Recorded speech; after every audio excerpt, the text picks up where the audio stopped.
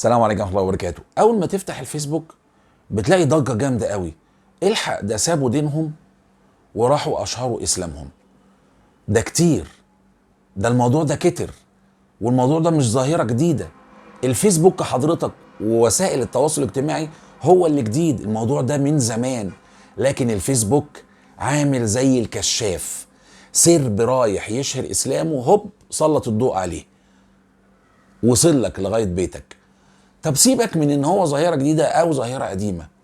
هو ليه عالم دين بعد 30 40 سنه، او كاهن، او دكتور او دكتوره كبيره متخصصه حتى في علم مقارنه الاديان، تترك دينها وتروح تشهر اسلامها؟ ما تيجي النهارده نقول ليه سابوا دينهم وراحوا اشهروا اسلامهم. امسك محرف، ده السبب. ازاي؟ لما يبص حضرتك على النصوص وازاي الناس بتترجمها وتوصلها لكم، يعرف ان فيه شبهة. تيجي النهاردة نقول موضوع حلقتنا سفر التثنية، الاصحاح 33 العدد رقم 2، نبوءة سيدنا موسى عليه السلام بفتح مكة. انت هتخرف. موسى قبل كام 100 سنة قبل فتح مكة هيقول لك على فتح مكة؟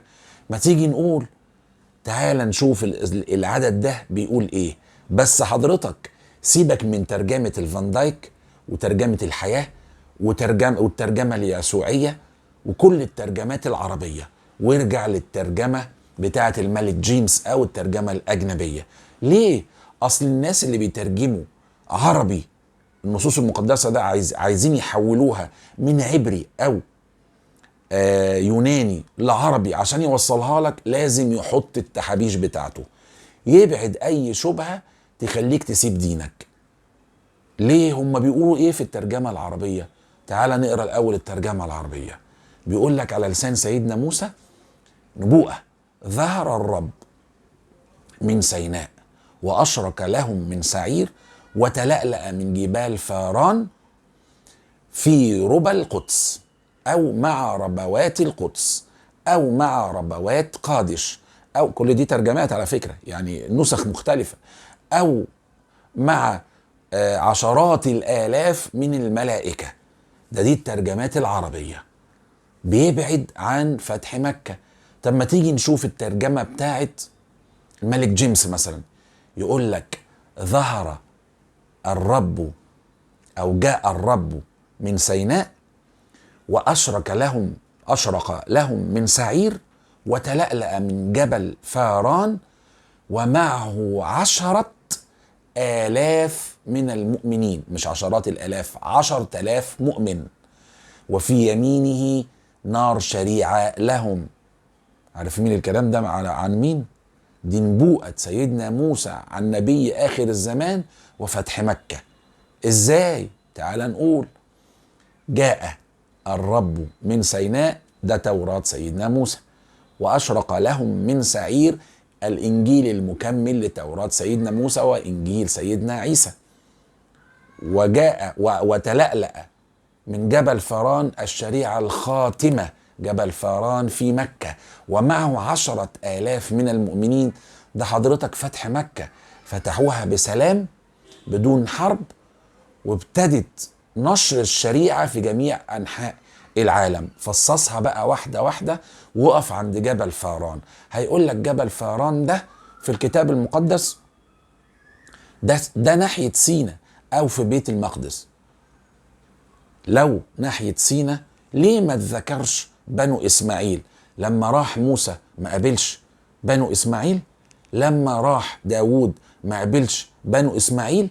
لما ظهر عيسى ما قابلش بنو إسماعيل؟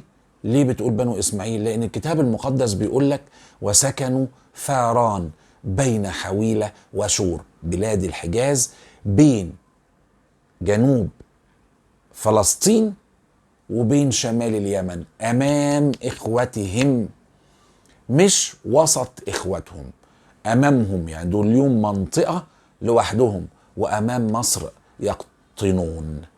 دول مين؟ بنو إسماعيل. اللي منهم مين؟ نبي آخر الزمان محمد صلى الله عليه وسلم.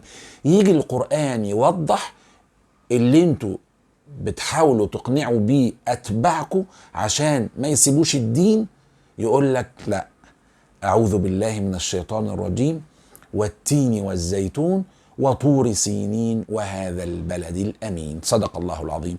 طب دي معناها ايه؟ وايه الرابط ما بينها وبين نبوءة موسى؟ لا حضرتك، ده هي بالأماكن المقدسة بتاعت نبوءة موسى، تطابق بالظبط. التين والزيتون خاصة بإنجيل عيسى، وطور سينين خاص بتوراة موسى، وهذا البلد الأمين خاص بمحمد صلى الله عليه وسلم. عرفت حضرتك ليه بيسيبوا دينهم؟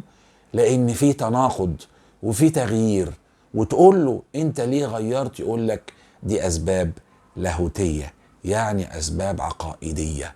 ما ينفعش أكشف لك عن إن في نبي تاني جاي، ما ينفعش أكشف لك عن إن المسلمين على حق ودينهم على حق، إنما في الغرب الموضوع ده كله مكشوف. عشان كده كهنة كتير قوي ويهود كتير قوي لما بيقفوا على الحقيقة دي بيقول لك أشهد أن لا إله إلا الله وأشهد أن محمدا رسول الله. حاول تركب مع الركب بسرعة. الحمد لله رب العالمين، وسلام على المرسلين، والسلام عليكم ورحمة الله وبركاته.